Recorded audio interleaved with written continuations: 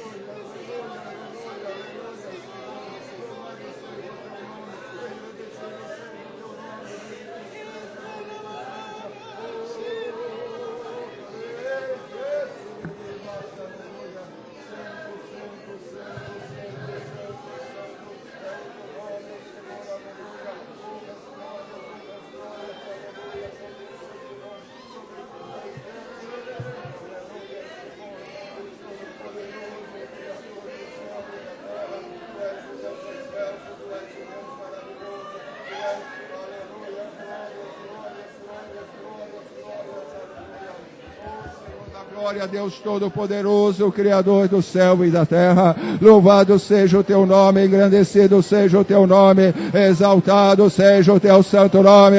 Viemos aqui nesta noite, ó Senhor, para te adorar, ó Senhor. Viemos aqui esta noite, ó Senhor, para te exaltar, para dizer que somente tu és Deus, somente tu és Senhor. Aleluia, aleluia, aleluia. Halali basta, halali canta, aleluia. Senhor da glória, Deus Todo-Poderoso, Criador do céu e da terra. Santo, santo, santo, santo. Senhor da glória, aleluia. Aleluia. Aleluia, oh Senhor maravilhoso, aleluia, Tu és maravilhoso, Senhor, Tu és maravilhoso, Senhor, Tu és maravilhoso, Senhor, Tu és grandioso, Tu és o grande eu sou, aleluia. Tu és o princípio e o fim, aleluia.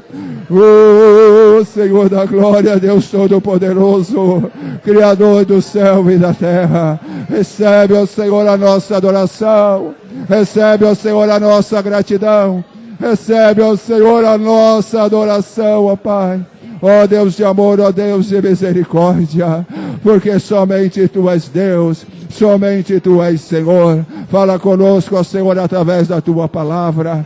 Espírito Santo, Espírito Santo, Espírito Santo de Deus, venha sobre nós, venha sobre as nossas vidas, venha se revelar a nós, venha manifestar o Teu poder e a Tua glória.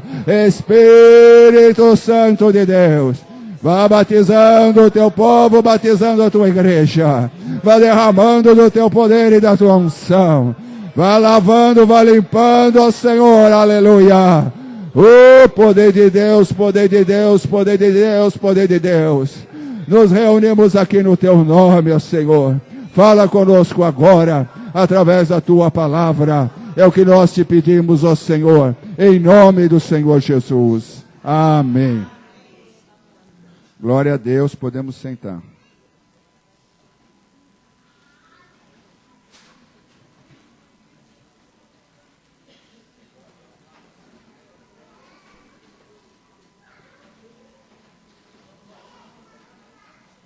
Como vocês podem ver, a minha folga já acabou, né? A minha folga já acabou, né? Já. A pastora me deu folga na quarta, quer dizer, me deu... Mas já acabou. Não. Folga não tem, né? Eu falei, como eu falo, o diabo não tira férias, né? Então, o exército de Deus também não tira, né? Vamos abrir Hebreus, capítulo 10, versículo 32 em diante. Hebreus, capítulo 10, a partir do versículo 32.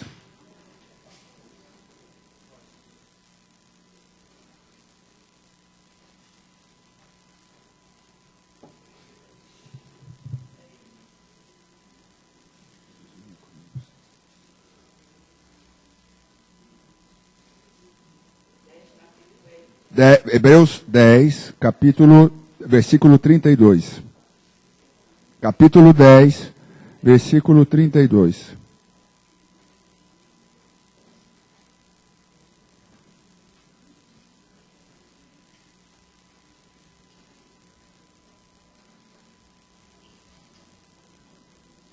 Vamos ler, podemos ler juntos.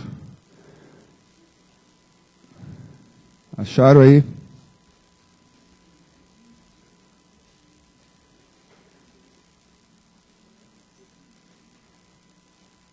Então vamos lá. Lembrai-vos, porém, dos dias anteriores, em que, depois de iluminados, sustentastes grande luta e sofrimentos. Ora expostos, como em espetáculo, tanto de opróbrio, quanto de tribulações. Ora, tornando-vos coparticipantes com aqueles que desse modo foram tratados. Porque não somente vós vos compadecestes dos encarcerados, como também aceitastes com alegria o espólio dos vossos bens, tendo ciência de possuirdes vós mesmos patrimônio superior e durável. Não abandoneis, portanto, a vossa confiança. Ela tem grande galardão. Com efeito, tendes necessidade de perseverança, para que, havendo feito a vontade de Deus, alcanceis a promessa. Porque ainda dentro de pouco tempo, aquele que vem virá e não tardará. Todavia, o meu justo viverá pela fé. Se retroceder, nele não se compraz a minha alma. Nós, porém, não somos os que retrocedem para a perdição. Somos, entretanto, da fé para a conservação da alma. No 11 também. Ora, a fé é a certeza de coisas que se esperam, a convicção de fatos que se não veem, pois pela fé os antigos obtiveram um bom testemunho. Pela fé, entendemos que foi o universo formado pela palavra de Deus, de maneira que o visível veio a existir das coisas que não aparecem. Até aí. A partir daqui, vem um histórico de fé dos nossos antepassados, dos nossos irmãos antepassados, desde a época de Abel até os últimos tempos, até Jesus Cristo. E vale a pena a gente sempre passar, eu não vou ler isso aqui, ele é um pouco longo, mas vale a pena a gente sempre ler isso aqui, para lembrarmos e para nos termos como exemplo para as nossas vidas, exemplos de fé, exemplos de pessoas que perseveraram nos caminhos do Senhor, mesmo diante de um montão de adversidades, mesmo diante de um montão de aflições, mesmo diante de um montão de dificuldades. Pessoas que perseveraram no Senhor. E o que me destacou de falar com vocês hoje, quando a pastora falou comigo hoje à tarde, eu estava justamente estudando a lição da escola bíblica, que a pastora Zusa que daria aula, mas ela não vinha para a aula hoje. ela está bem, mas ela não podia vir hoje para a aula.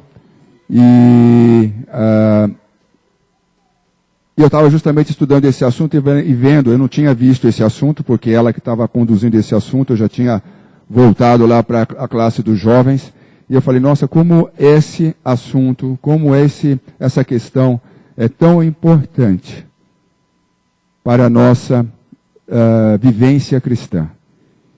E aquilo, conforme eu ia estudando a lição, Deus ia falando comigo, e eu falei assim, ó, posso deixar isso, eu acho que eu tenho que compartilhar isso com a igreja, porque é algo muito importante, é algo necessário para a nossa vida cristã. Porque quando nós aceitamos a Jesus como nosso Salvador, o que se desenvolve na nossa vida é uma fé que a gente chama de salvítica. É a fé da salvação. É o primeiro momento de fé na sua vida, quando diz aqui, quando você foi iluminado, como diz aqui no versículo 32. Lembrai-vos, porém, dos dias anteriores, em que depois de iluminados, foi o momento da sua iluminação. Foi o momento em que você teve fé e pôde compreender a necessidade de um Salvador. Por que você precisava de um Salvador? Por que você precisava de aceitar aquilo que Jesus Cristo fez na cruz? Por que você por si só não pode chegar ao céu? Porque você por si só, por melhor que você seja, por melhor pessoa que você seja, você não pode alcançar o reino de Deus. É o primeiro momento de fé. É o primeiro passo em que nós damos na nossa caminhada como filhos de Deus, na nossa caminhada cristã. Isso é algo que é individual. Isso é algo que ninguém pode fazer por você. Isso é algo que a igreja não pode fazer por você, que religião nenhuma pode fazer por você, que o pastor não pode fazer por você, que seu pai e sua mãe não podem fazer por você, que seu marido não pode fazer por você, que a sua esposa não pode fazer por você, que seus filhos não podem fazer por você. Isso é algo individual. É uma decisão pessoal. É uma decisão exclusiva. Esse momento em que você é iluminado por Deus com a fé da salvação.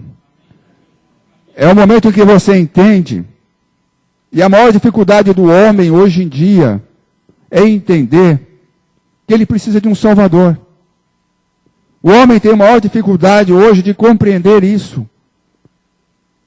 O homem que não tem Deus, o homem que não foi iluminado ainda, olha para nós e fala, eles são loucos, como diz a palavra de Deus, que a nossa fé, a nossa crença, seria interpretada como loucura diante do mundo secular, diante do homem natural, do homem terreno, do homem sem Deus. Ele olhar e entender, falar assim, esse povo é louco, esse povo é maluco. Por que andar? Por que ler tanto a Bíblia? Por que ir para a igreja toda semana, toda hora? Por que orar toda hora? Então, as pessoas olham e falam isso.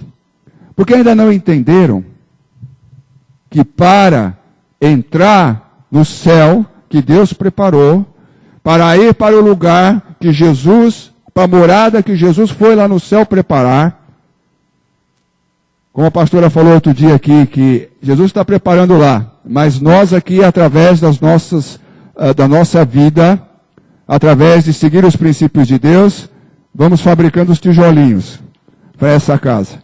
Vai fazendo os bloquinhos. Então, Jesus vai pegando os bloquinhos que nós vamos fabricando e vai colocando lá na nossa morada. Que para ir nesta morada, que Jesus foi preparar para nós não conseguimos ir do jeito que nós estamos, do jeito que nascemos. Nós não podemos, nenhum homem na face da terra pode alcançar o padrão para viver no céu. Porque o padrão para viver no céu é a perfeição. O padrão para estar lá e conviver no céu, porque o céu é um lugar de perfeição. No céu não há pecado, no céu não há crise, no céu não há imperfeição. O céu é um lugar de perfeição. Lá é tudo perfeito. E para viver lá, só existe um jeito de vivermos lá, por nossos próprios méritos.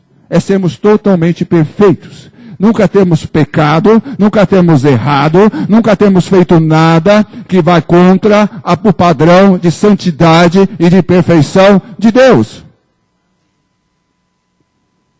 E as pessoas acham aí fora que o fato de ela não ser um bandido, o fato de ela não ser ladrão, o fato de não viver nas drogas, o fato de não viver na prostituição, o fato de levar uma vida que o mundo acha uma vida regular, uma vida razoável, é suficiente para garantir um lugar no céu. Engano do diabo. Engano das trevas.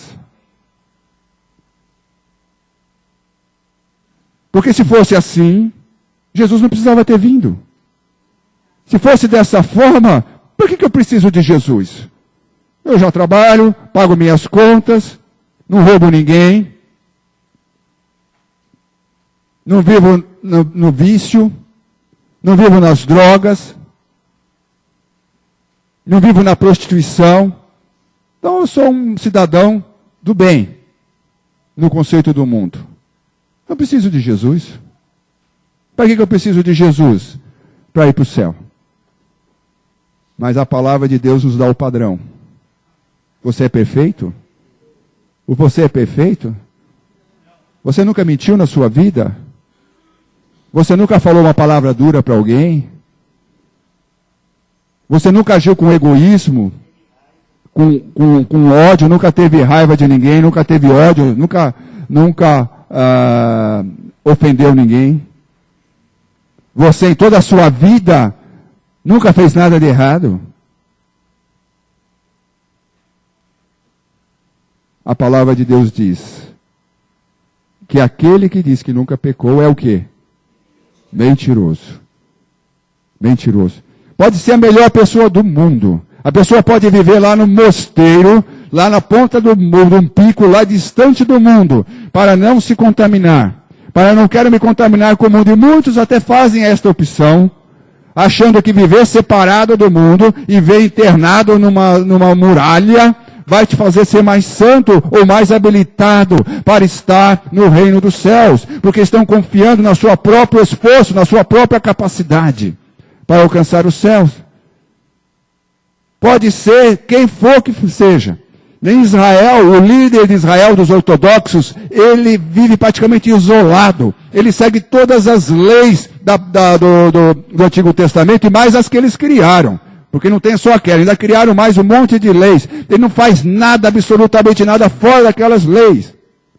Ele vive de uma forma assim, praticamente isolada do mundo. Mas isso não o torna capaz de alcançar o céu, porque ele não é perfeito. Ele não é um ser perfeito. Porque nós já trazemos dos nossos pais o DNA do pecado.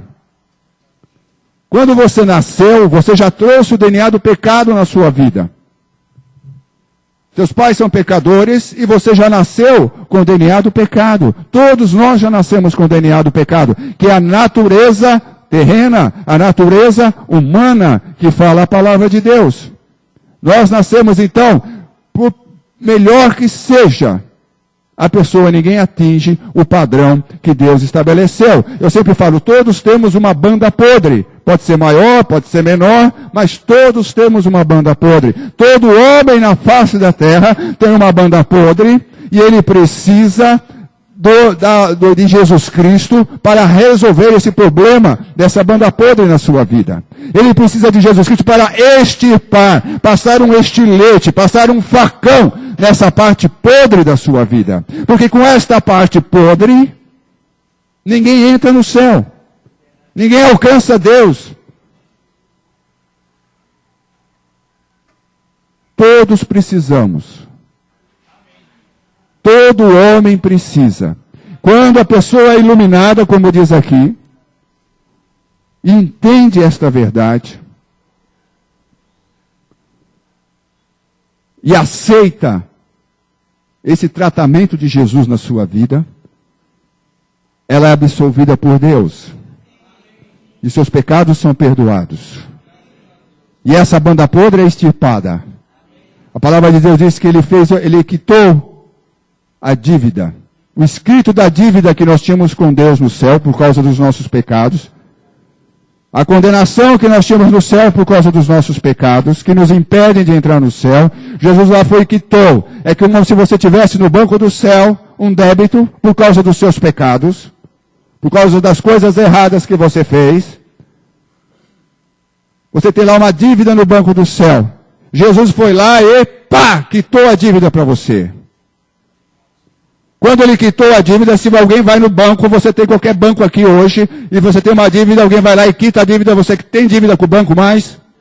Acabou a sua dívida. Assim Jesus fez com você, e para todo que crê, ele foi lá e quitou a sua dívida no banco do céu, aleluia! Glória a Deus por isso. Louvado seja o nome do Senhor.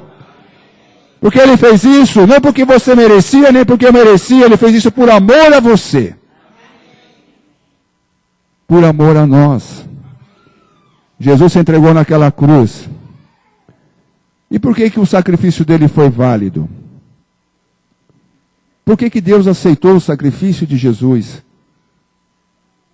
Não podia eu ir lá e falar, não, eu vou morrer pela igreja, vou ser um mártir, vou morrer pela igreja. Deus ia falar que você vai pagar pelos seus mesmo, e olhe lá que se pagar. Né? Então não tem, você é tão culpado quanto. Não tem validade. Mas ele aceitou o sacrifício de Jesus, que ele vinha anunciando desde quando instituiu no templo de Israel os sacrifícios de cordeiros, que eram um prenúncio do que ele ia fazer. Quando ele estabeleceu lá os sacrifícios de cordeiros perfeitos. Vocês lembram que os cordeiros tinham que ser, não podiam ter defeito, não podiam ser cego, não podia ser manchado, não podia ser nada, tem que ser um cordeiro perfeito.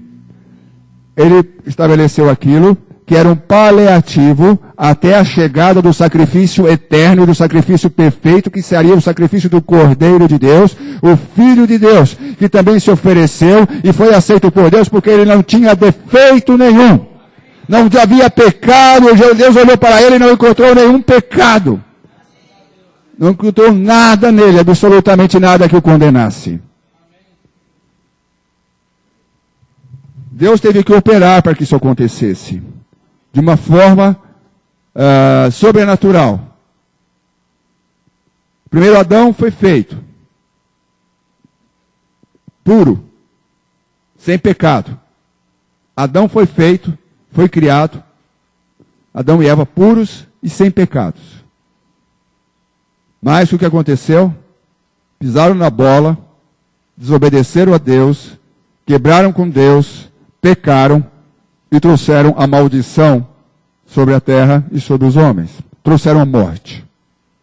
O homem não foi feito para viver 80, 90 anos, 100 anos, 120 anos. O homem não foi feito para viver isso. O homem foi feito para viver eternamente. Mas quando eles pecaram, eles trouxeram a morte ao mundo.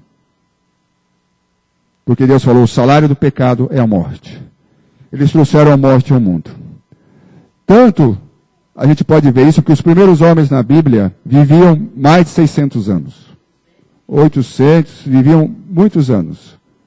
Os primeiros homens na Bíblia. 600, 700, 900 anos. Porque eles estavam muito próximos da criação. Muito próximos. Depois Deus limitou a idade do homem a 120 anos de ditosa velhice, daqueles que servem a Deus com fidelidade. Mas o homem não consegue nem chegar até lá. 80, 90, 100, a gente vê, está chegando a idade do homem. Mas Deus fez o primeiro Adão perfeito, só que ele falhou. Errou, pisou na bola, decepcionou Deus. Aí ele falou, preciso mandar o meu segundo Adão para cumprir o propósito que eu tinha. E aí veio Jesus.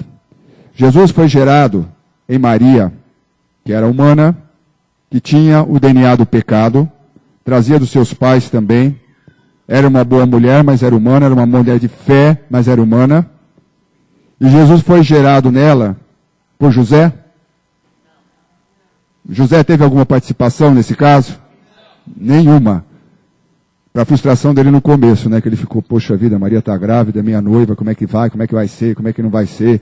Ele ficou lá no desespero, não sabia o que fazia. Quando ele descobriu que Maria estava grávida, ele era a noiva dele, ele não tinha dormido com ela, estava lá no desespero, Deus foi lá e falou com ele.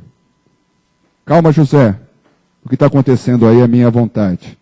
Maria está gerando um filho pelo meu Espírito. Então o Espírito Santo de Deus foi lá e gerou, junto ao DNA de Maria, gerou a Jesus.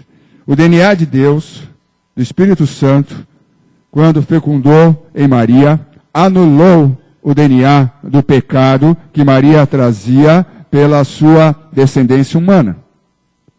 Por isso que era necessário que ele tinha que ser gerado pelo Espírito Santo de Deus, para ser anulado o DNA do pecado e nascer novamente o segundo Adão, perfeito e sem pecado.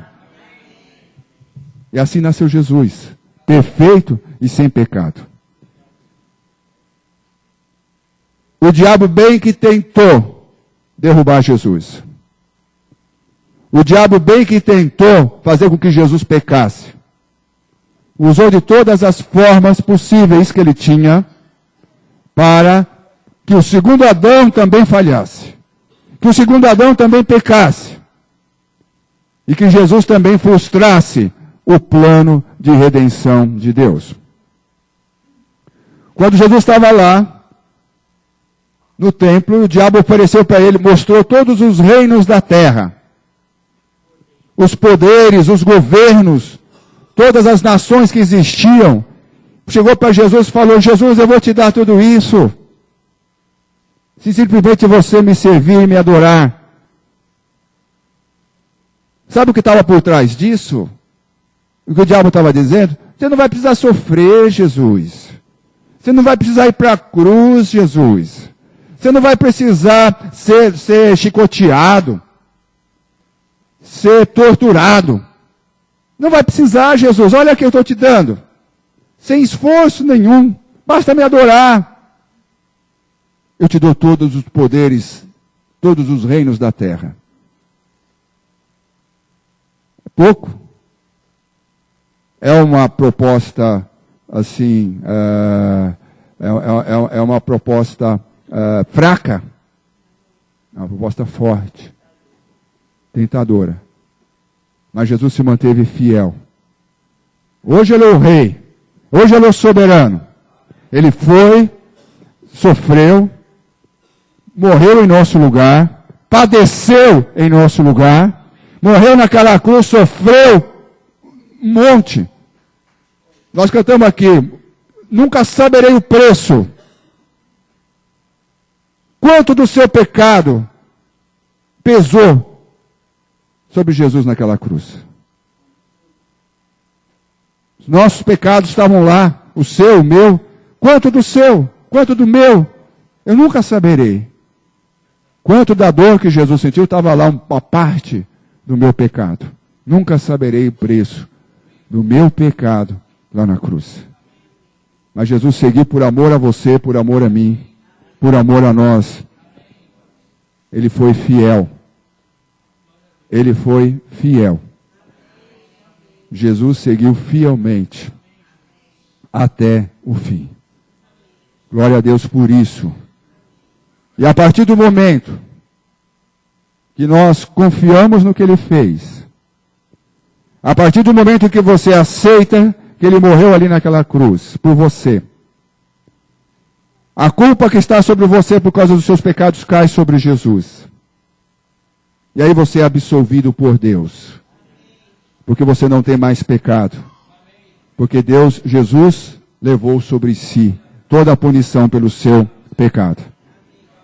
Por isso que não é a igreja que salva. A igreja não vai te salvar, essa igreja, aquela outra igreja. Religião não vai te salvar. O que salva, o único que pode te salvar e pode fazer isso, o único homem na face da terra, que tem essa qualificação, que tem esse direito de te dar o perdão de Deus e te dar o céu, é Jesus Cristo, Filho do Deus vivo. Glórias a Deus. Glórias a Deus. Não estamos falando aqui de uma religião. Religião significa religar. Religar. Religar o homem a Deus. O único que pode fazer isso é o nosso Senhor Jesus. Tanto que ele falou, lá em João 14:6, eu sou o caminho, eu sou a verdade, eu sou a vida, e ninguém vem ao Pai a não ser por mim. O homem usa muito esse versículo, e muitas religiões até, que nem creem que Jesus é o Filho de Deus, nem creem que Jesus é Deus. Muitos usam isso, sem entender o que isso significa, sem entender o que isso representa. Porque Jesus não falou, eu sou um caminho, eu sou uma verdade, eu sou uma vida. Ele falou, o caminho, o único caminho, a única verdade e a única vida para se chegar aos céus. Não há outro caminho, não há outra verdade e não há outra vida para se chegar aos céus. E Jesus nos dá o exemplo do que é fidelidade. Fidelidade é um fruto do Espírito Santo, que está lá descrito em Gálatas 5:22. É um dos frutos do Espírito Santo. E a fidelidade, Deus incentiva que nós tenhamos fidelidade, para que a gente possa viver como esses nossos irmãos aqui, como nós lemos. Lembrai-vos, porém, nos dias anteriores, em que depois de iluminados, depois que vocês entenderam, tiveram esta fé da salvação e deram esse primeiro passo em direção a Jesus, em direção ao reino de Deus, depois que vocês foram iluminados pelo Espírito Santo de Deus, porque a partir do momento em que você aceitou a Jesus como seu Salvador, você entendeu que por si só você não vai entrar no céu, que você é pecador, por melhor que você seja, você não atende o padrão de perfeição de Deus. A partir do momento em que você entregou a sua vida para Jesus, convidou Jesus para entrar no seu coração, ele vem e entra em seu coração. O Espírito de Cristo entra na sua vida. Isso não é utópico. Isso não é virtual. Isso não é teórico. Isso é real. É aí que você é iluminado pela luz do Espírito Santo, pela luz de Cristo, pela semente divina que vem habitar em você, e ela começa a anular o poder do DNA do pecado na sua vida. Você recebe o DNA de Deus na sua vida. A luz de Deus vem habitar dentro de você. Por isso você é iluminado. Você não tem luz própria, eu não tenho luz própria. É a luz de Deus que nos ilumina e anula o poder do pecado na sua vida. Por isso nós vemos aquele que gostava de pecar, não gosta mais. Aquele que se gostava de se embriagar, não gosta mais. Aquele que gostava de se drogar, não gosta mais. Aquele que se gostava de prostituir, não gosta mais. Aquele que gostava de roubar, não gosta mais. Porque o DNA de Deus, a iluminação de Deus, o poder de Deus começa a agir no seu coração e na sua vida. Esta é a primeira fé, é o primeiro passo. Eu fui assistir, eu e a pastora Paula fomos assistir a pregação de um pastor americano no sábado, esse sábado outro. E ele trabalha numa cidade que é nos Estados Unidos, que é uma cidade que está decadente, hoje já foi assim, uma potência, uma época que é Detroit, que era uma cidade onde estavam as indústrias automobilísticas, mas migraram de lá, começaram a sair e a cidade virou um caos urbano, um caos social, sem emprego, sem nada. E a cidade virou um problema. E ele tem a igreja lá de 20 mil pessoas nessa cidade. E ele contando, ele deu alguns exemplos, algumas situações da cidade. E ele foi convidado para vir aqui, porque nessa igreja onde nós fomos ver, elas têm um trabalho ali na Cracolândia, que chama Cristolândia. Eles têm um trabalho lá, então ele veio aqui para trazer um pouco da experiência e da vida dele. Mas ele falou algo interessante sobre a vida dele. Ele falou o seguinte, que ele dava graças a Deus pelos seus pais, que tinham educado nos caminhos de Deus, que tinham educado na escola bíblica, como ele falou, porque ele estava na igreja, mas ele não conhecia Deus. Ele ainda não tinha tido a sua experiência, iluminado por Deus, não tinha tido a sua experiência pessoal com Deus. Mas aquelas palavras que ele recebeu durante a sua vida ficaram gravadas no seu coração. Como diz a palavra de Deus, ensina a criança no caminho que ela deve andar e jamais ela vai se desviar dele. E aquela palavra ficou gravada no seu coração. E eu pude me identificar com ele porque aconteceu a mesma coisa comigo também. Eu fui criado no Evangelho desde pequeno. Acho que o primeiro lugar que meus pais me levaram quando saíram depois de recém-nascido foi para a igreja. Fui criado no Evangelho, mas eu passei muito tempo dentro da igreja sem ter a minha experiência pessoal com Deus. Por isso que eu digo, igreja não salva. O que vai te salvar é a sua decisão por Jesus Cristo, pessoal e individual.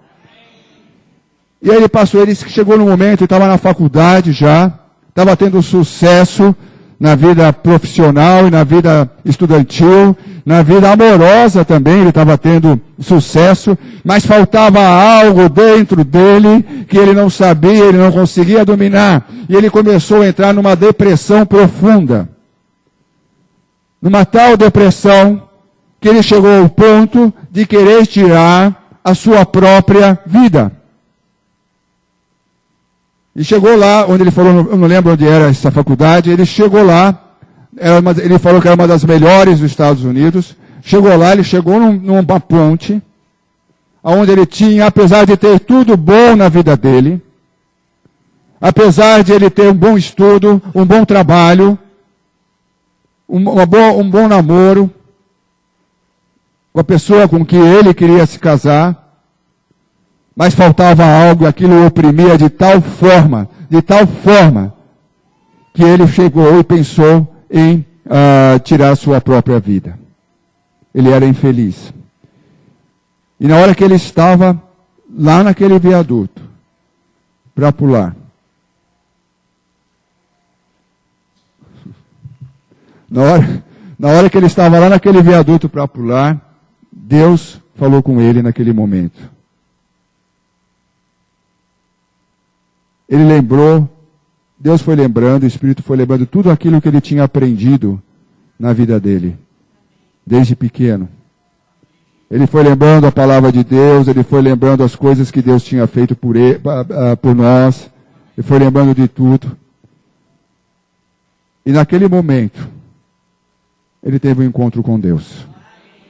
Ele falou, eu quero Jesus, eu aceito Jesus, o teu sacrifício na cruz por mim. Eu me rendo, Senhor. Tentei viver a minha vida do meu jeito até aqui, alcancei sucesso no mundo, mas eu estou frangalhos no meu interior. Eu entrego a minha vida para o Senhor. Eu me rendo a Ti, Senhor Jesus. E a partir daquele momento a vida dele foi outra. E hoje ele é um pregador do Evangelho. E eu também me identifiquei com ele, não cheguei a esse ponto, mas passei toda a boa parte da minha infância, na minha adolescência, é que eu pude entender esse propósito de Jesus, o que ele queria. E com 14 anos de idade, eu via uns jovens, eu fui para um acampamento da Mocidade para Cristo, primeira vez me levaram lá, nem sabia que existia, me levaram lá, um grupo lá da igreja, foi todo mundo para lá, me levaram lá, e eu via aqueles jovens assim, vibrando com o Evangelho, vibrando com a palavra de Deus, jovens da minha idade, 15, 14, menos até 13 anos, vibrando com a palavra de Deus, vibrando com as coisas de Deus, orando, né, louvando de todo o coração. Eu ficava olhando aquilo lá, eu falava, gente, o que acontece com esse povo aqui assim, né? E olha a igreja, hein? Falei, o que acontece? Eu nunca tinha visto aquilo. Falei, como é que é? De onde surgiu esse povo aqui? Né? E aí ficava olhando e tal, não sei o quê. Até que um dia, eu pude entender o que eles tinham e que eu não tinha. Apesar de ser tido criado na igreja, eles tinham se entregado para Jesus. Tinham convidado Jesus para entrar na vida dele. E quando nós fazemos isso, Jesus entra. Porque ele fala, eis que estou à porta e bato. Eis que estou à porta e bato. Apocalipse 3:20. Eis que estou à porta e bato. Se alguém ouvir a minha voz e abrir a porta, eu entrarei em sua casa e cearei com ele e ele comigo. Jesus está à porta do seu coração batendo.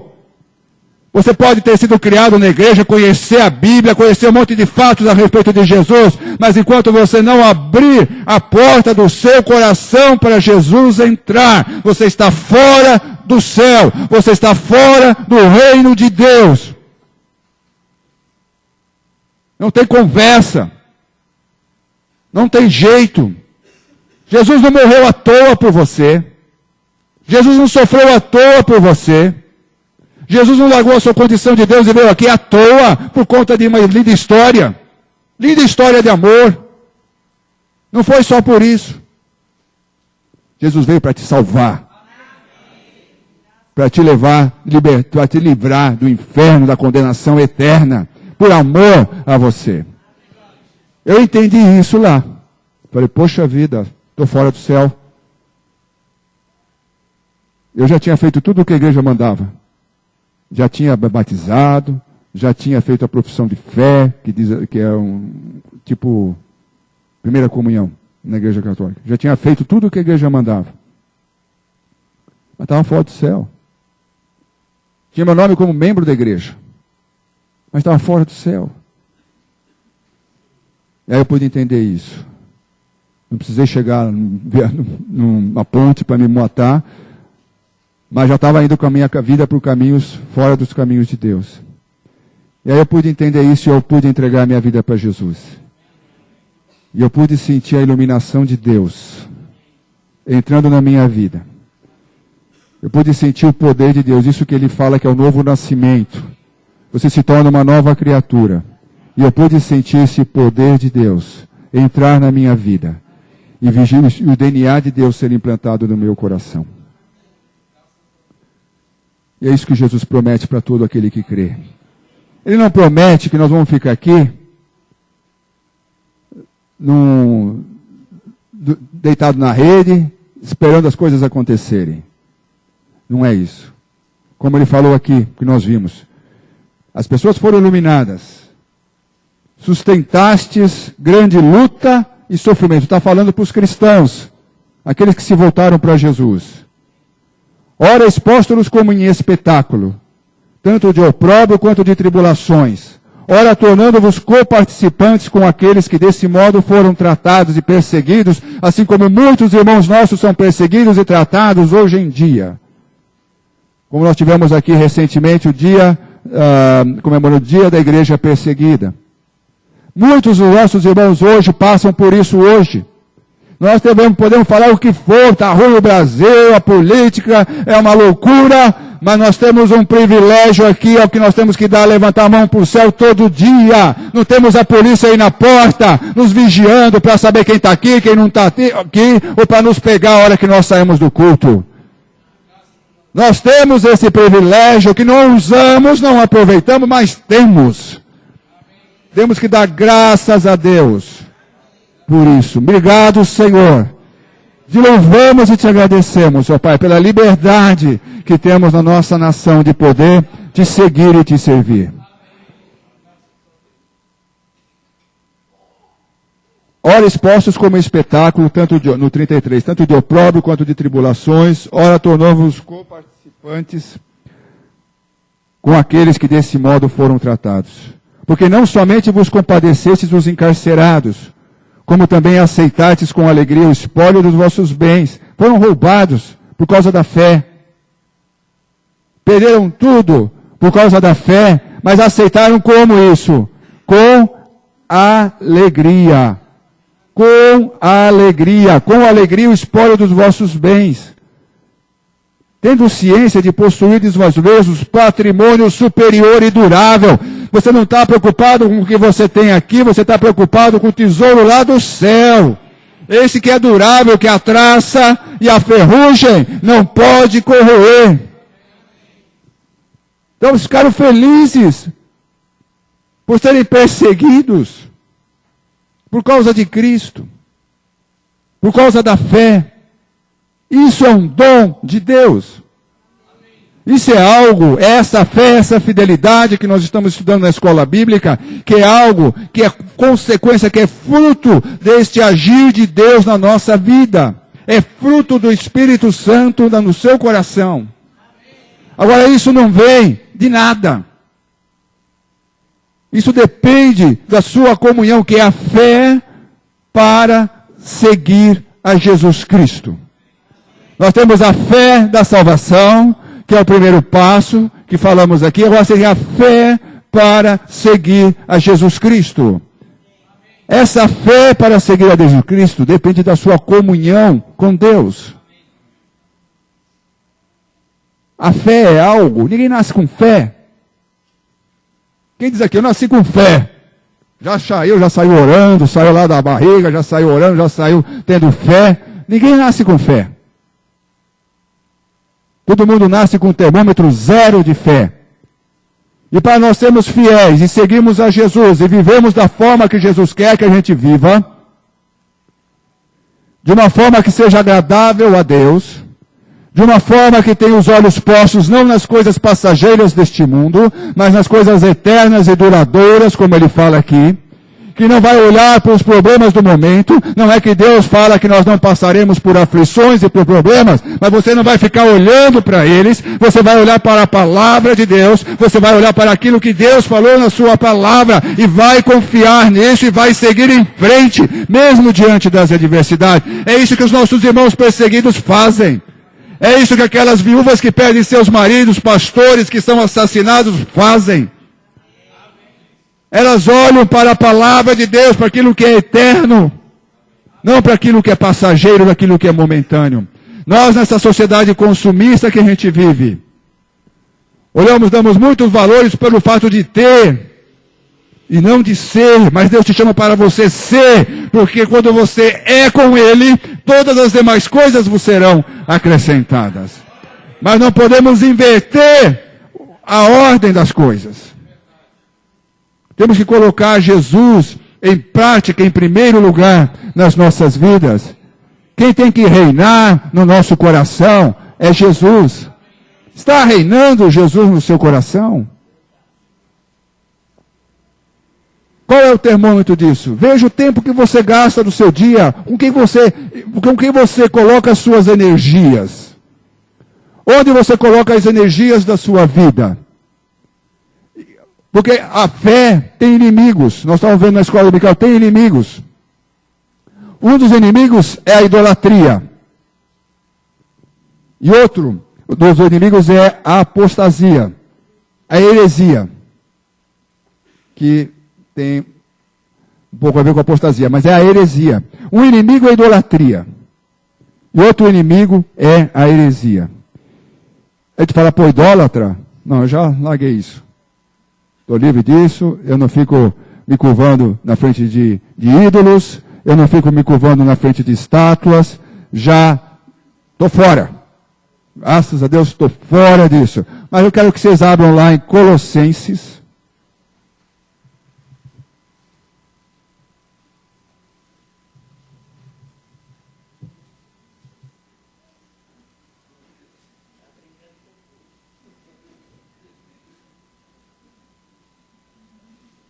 Colossenses 3:5.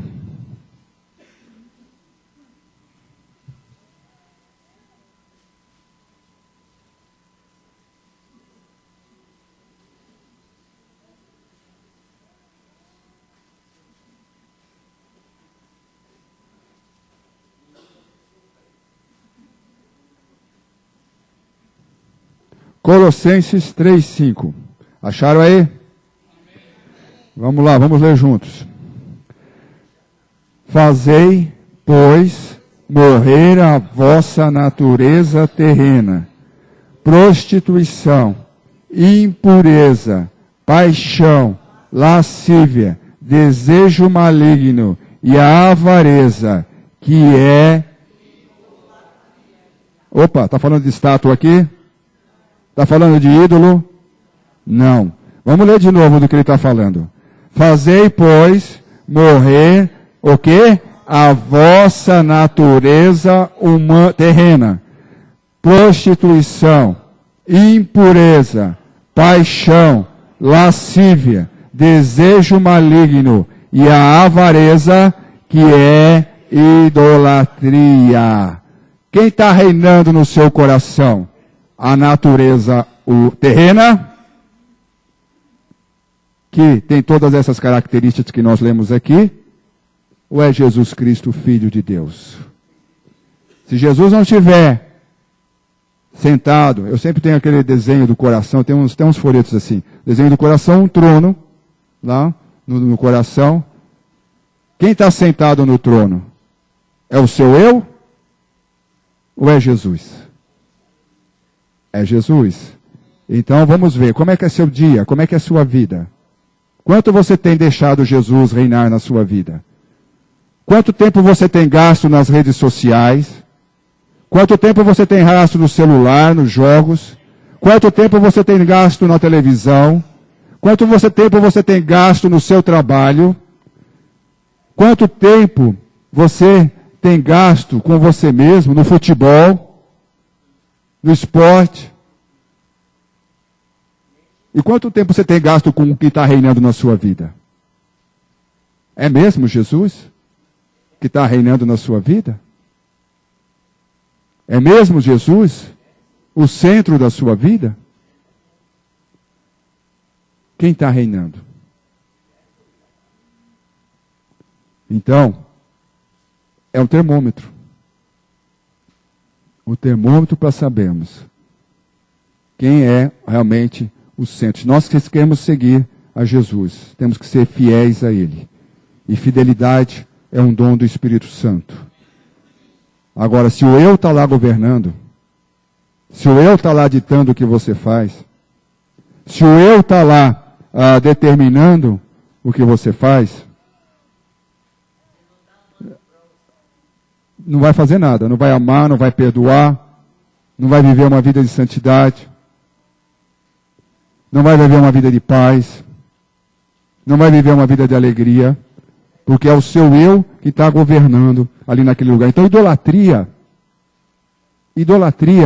não é só se você se curvar diante de uma imagem. Idolatria é você estar se curvando diante de você mesmo, colocando o seu eu.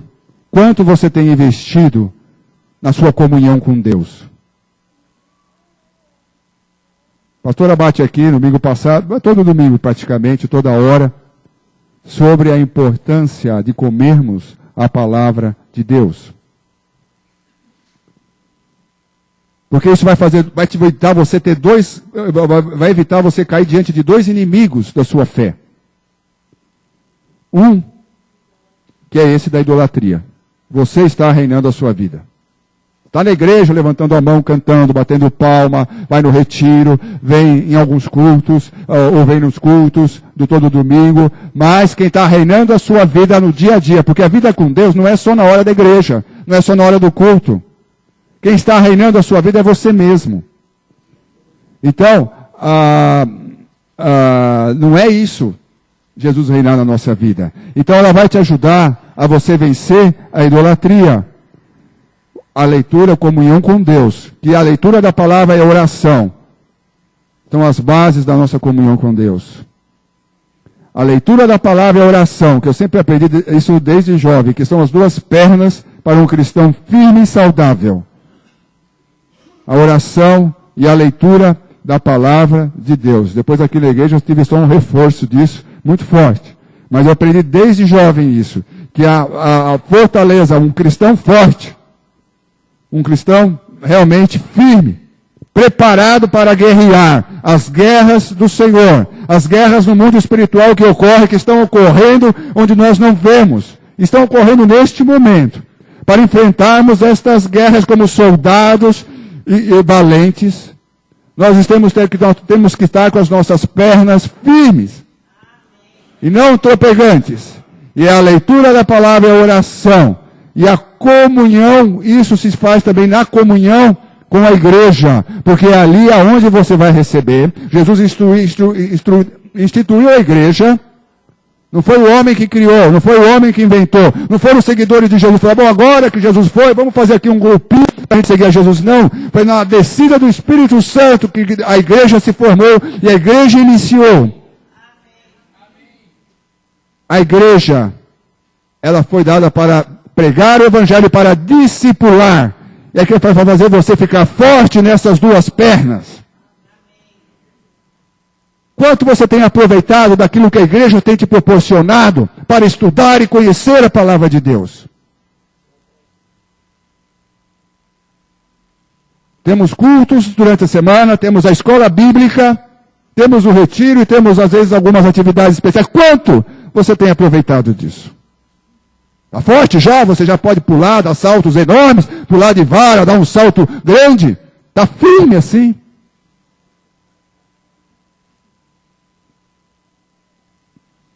Eu falei para uma pessoa que se diz cristã, lá no escritório, outro dia, eu falei, como é que você se diz cristã?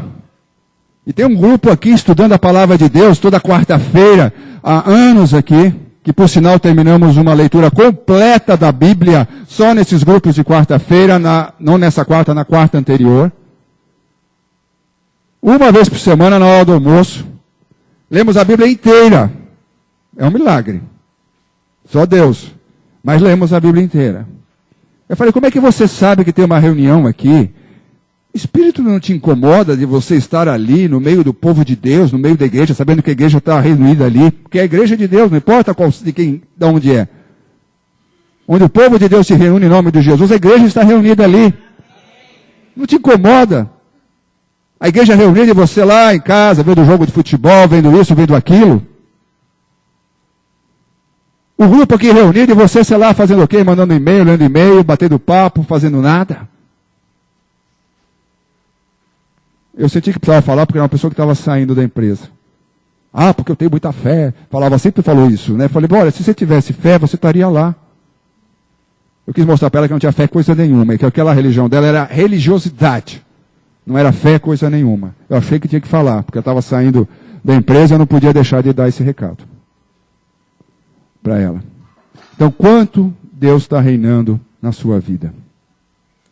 E uma coisa importante que Deus falou comigo, e usou o Eduardo aqui, um colega de trabalho, de fé, primeiro de fé, e depois de trabalho também, que trabalhamos na mesma empresa. Ele usou o Eduardo, Deus usou ele para falar comigo, através de um diálogo que a gente estava tendo, né? Aí Deus me mostrou uma coisa muito importante sobre a fé. A nossa fé, ela não pode ser baseada na emoção. É muito bom, nós somos seres emocionais. Muito bom, estamos aqui louvando, glorificando, a gente sente a presença de Deus e tal, não sei o que, tal, a gente sente aquela vibração, aquela coisa. Mas a nossa fé, ela não pode ser só baseada na emoção. Ela tem que ser baseada realmente na palavra de Deus. Tem que ser baseada na palavra de Deus. E para isso temos que conhecê-la. Primeiro, Jesus falou assim lá em Mateus, errais não conhecendo as Escrituras, nem o poder de Deus. Em Lucas, acho que ele fala isso.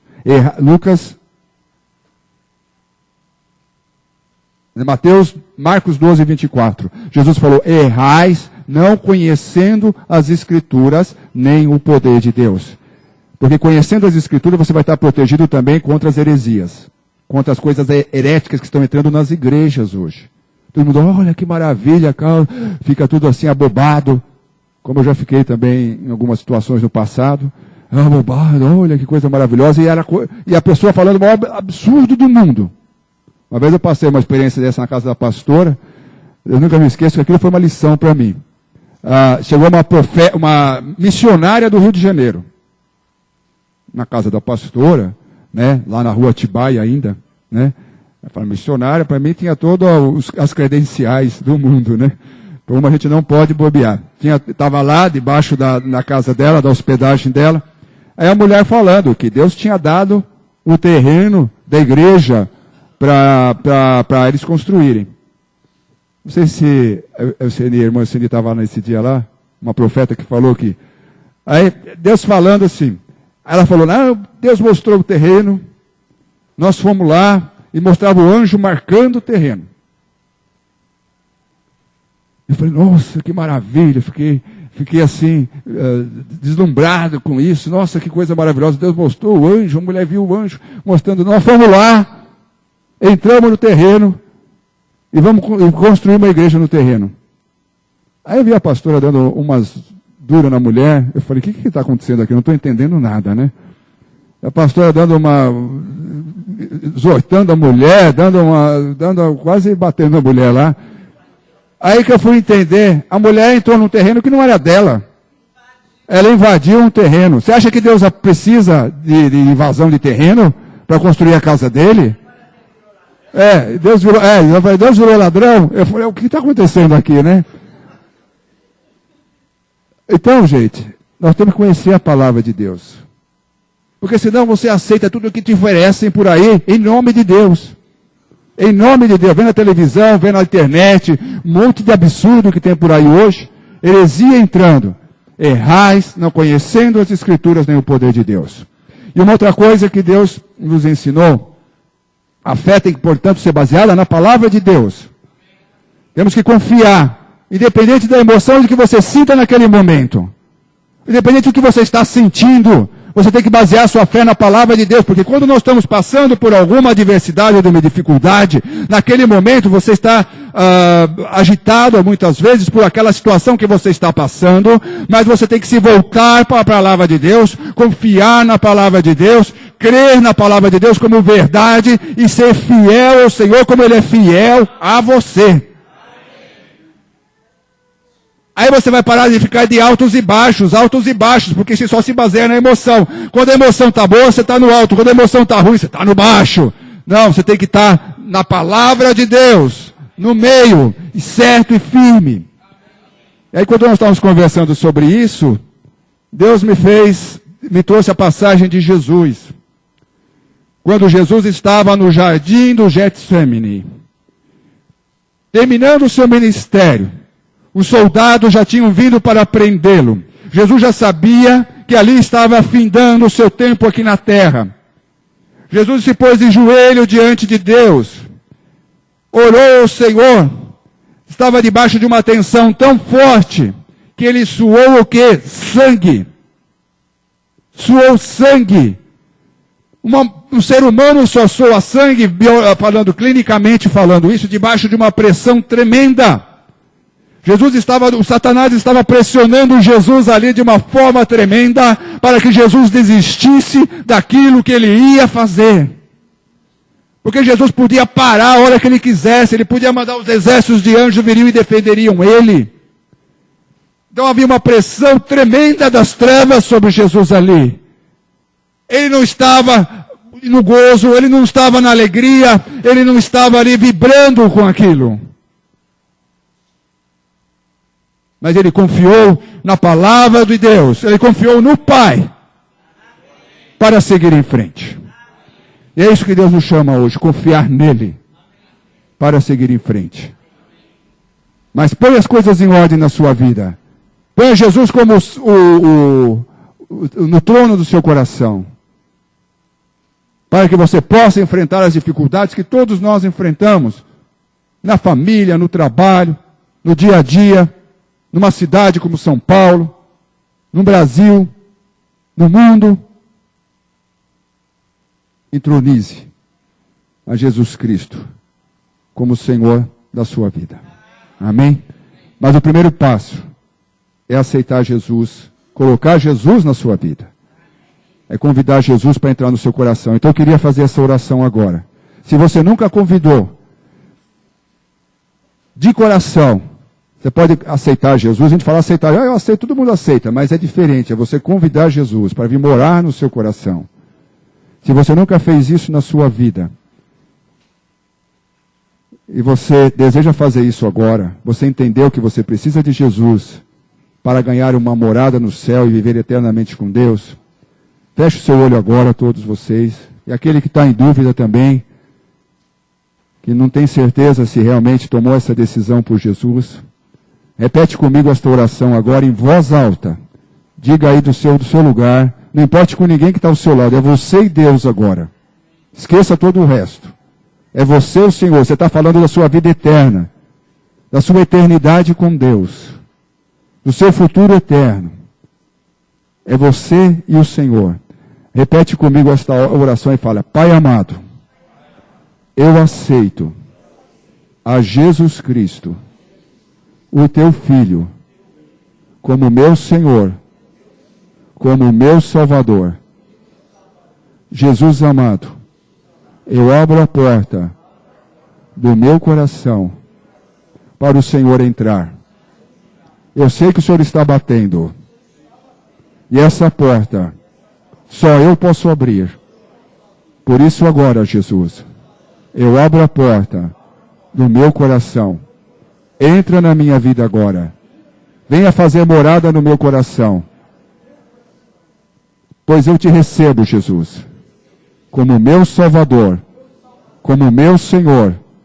Eu creio, Senhor, que o Senhor morreu naquela cruz para pagar pelos meus pecados. Levou ali a punição que eu merecia. O Senhor levou ali, no meu lugar. Eu creio também, Jesus, que o Senhor ressuscitou dentre os mortos, quebrando o poder da morte, e sobre a minha vida, e me dando o direito da vida eterna contigo, Senhor. Entra, Jesus, no meu coração agora. Venha fazer tudo novo. Tira do meu coração toda ação da natureza humana. Toma, Jesus, o primeiro lugar na minha vida. Me ajuda, Jesus, a te seguir, a te servir, a viver como o Senhor viveu. Arranca do meu coração todo mal, toda tristeza, toda ansiedade, toda preocupação, todo pecado, tudo aquilo que não é teu, toda raiz de amargura. Arranca agora com tua mão de poder. Eu recebo o teu perdão para os meus pecados, a tua absolvição. Me perdoa, Senhor, por tudo que eu fiz, que te desagradou, por todos os lugares que eu andei, que não eram teus, por todos os pedidos de ajuda que eu fiz, que não foi para ti, Jesus. Me perdoa agora, e me lava agora, Jesus. Me lava agora com teu sangue. Lava todo o meu ser, e venha habitar em mim, venha morar em mim. Ó Senhor Jesus, eu te recebo agora no meu coração, como meu Salvador, como meu Senhor, e quero também com teu amor, que está em mim agora, perdoar todos aqueles que me ofenderam, desde quando eu era criança, até agora, todos aqueles que me magoaram, que me traíram, que me humilharam, que me roubaram. Eu declaro, Senhor, que estas vidas estão perdoadas, assim como o Senhor me perdoou agora por todos os meus pecados. Muito obrigado, Senhor. Muito obrigado. É no teu nome que eu oro agora. Amém.